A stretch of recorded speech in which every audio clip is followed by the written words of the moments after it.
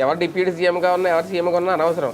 వాళ్ళ ఇంటికి డబ్బులు వచ్చినాయి లేదా పథకం వచ్చింది లేదా లాజిక్ ఉంటుందండి. ఇప్పుడు ఇవాళ ఎప్పుడు కూడా వ్యతిరేకత ఒకసారి ప్రారంభం అయ్యాక కంటిన్యూ అవుతుంది.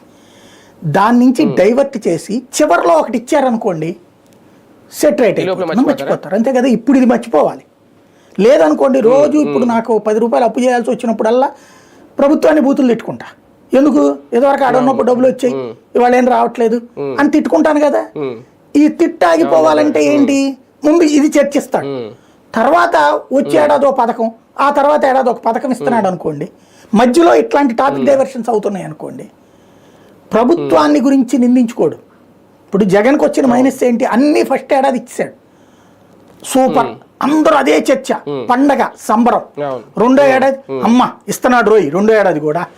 మూడో ఏడాది అబ్బా వీడి మాట మీద నిలబడ్డాడు రోయ్. నాలుగో ఏడాది వచ్చేటప్పటికి ఎవడికి వస్తాడు, ఎవడబ్బా సొత్తిస్తాడు, ఇస్తున్నాడులే. ఐదో ఏడాదికి వచ్చాడు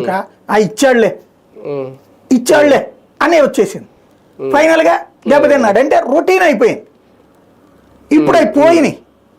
పోయిన తర్వాత ఇప్పుడు తెలుస్తుంది కదా విలువ. ఇప్పుడు చర్చ వస్తుంది కదా.